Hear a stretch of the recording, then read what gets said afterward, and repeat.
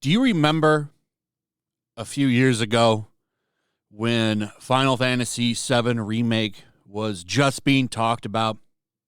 This is before the game was even released to the public. All we had were videos and screenshots and some gameplay, stuff like that. One character that was really being discussed at the time was Tifa, because obviously, if you compare her to how she looked before to how she compares now, there were some differences, noticeably in the chest area. They put about 5 sports bras on her and tamed her down just a little bit. She got a little toned down, a little tamer in the chest region.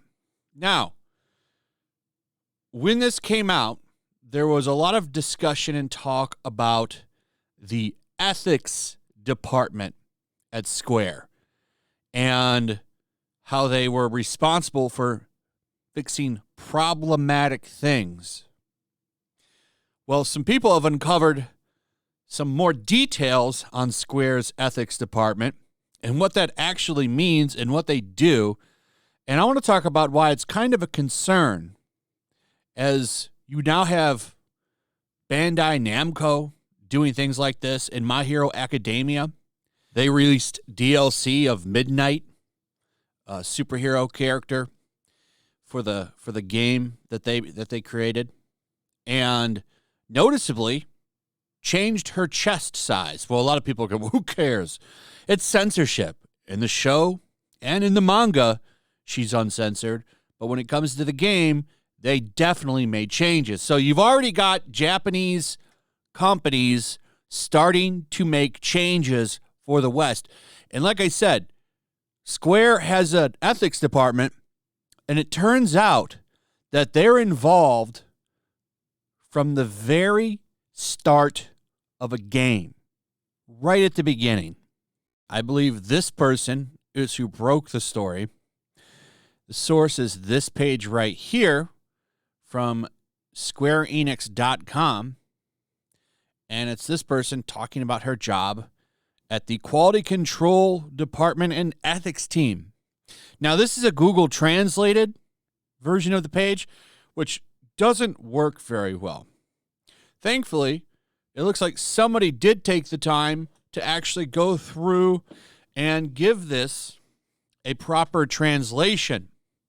So I want to go through this. A closer look at what goes on in Square Enix Ethics Department, which brought about forcing Final Fantasy VII Remake's Tifa Lockhart into having a smaller bosom, has potentially been revealed by way of a recruitment page, as one individual working there shared that their objective is to check for anything discriminatory, biased, or offensive.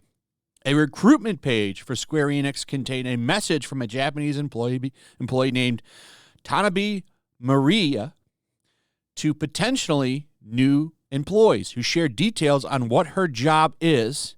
A helpful individual translated the page. So here it is right here. So let's take a look at this. This is apparently a more accurately translated version of that text. Now, I want to point out I don't speak Japanese and I can't read Japanese, so I'm just going on what's here. If it's not translated 100%, I apologize. But let's take a look. My job. I started out as a game designer on an online game. Nowadays, though, as a member of the Quality Assurance Department's ethics team, I do a content check for all of the company's titles. More precisely, I look at scenario, art, and all other aspects of a game to see if there's anything discriminatory, biased, or offensive. On top of being involved with so many games, we in the ethics team are involved with each one for a long span of time, from the initial planning stages and continually throughout a project's development. It's a great feeling of accomplishment when a game finally gets released. Favorite part of my job. Because the ethics team's job is to make changes to whatever the devs make, I have to take responsibility and make sure that any changes I suggest are justified. It's a lot more than a simple yes-no sort of thing. Being able to propose an alternate expression is also a huge part of it. One aspect I try really hard at is to make sure my changes aren't noticed by the end user. For example, a typo or a controversial, problematic, weird, artistic, or verbal expression in a really emotional scene could ruin the experience. The user not noticing my changes means that I've done my job right. On the flip side, when a game I was involved in gets released to outstanding praise, it feels like I'm the one getting praise for my work, and it really makes my day. Couple of things in here. Number one, the big thing. A lot of people thought that this was just a suggestion job. Like, oh, we suggest you make these changes. Well, it looks like they're heavily involved from the start, and that they can make directors change things. Like, they have that kind of power. Now, I'm just guessing that, right? I don't have any proof of that, but by reading this, it does seem like they have more power than we initially thought. And the fact that they're involved from the start of a game's development is kind of concerning. Just when you start throwing out keywords like controversial, problematic, stuff like that, it really raises red flags with me. And the fact that this is coming from a Japanese company is even more of a red flag to me. Final Fantasy VII had a lot of changes. They mentioned that in this article too, by the way, right here. Like, they were responsible for tightening Tifa's chest. The Honeybee Inn was changed to make more modern sensibilities. It was going to take more modern sensibilities into account. All concerning to me. So, maybe not so much in the anime and manga departments, but it does seem like Japanese video game developers are starting to really bring into account worldwide concerns, because that's exactly what the ethics department does over in Square Enix's Japanese offices. They're there to make changes and make sure things aren't controversial or problematic. Weird. That's concerning. So you've got things seeping in. They already have like a feminist movement over there, by the way. Something happened with the Detective Conan movie. I'm going to probably cover that soon. But there's stuff going on over there, and now it looks like it's seeping into everything. So hopefully this is all nothing and nothing to be concerned about, but I thought it was worth bringing to everyone's attention.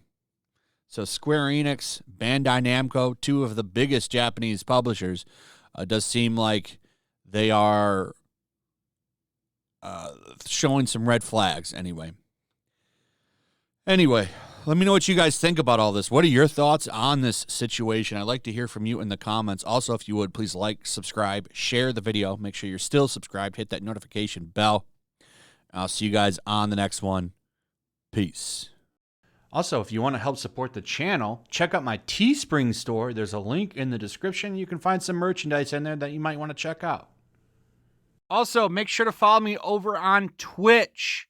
I do watch parties, play video games over there. They're always fun. Follow me over there and come hang out. Also, make sure you subscribe to YellowFlash, my other channel. There's a link to that in the description as well. I do a lot of live streams over there that I don't do on this channel. Usually smaller and a little bit more personal. So make sure you follow me over there and sign up.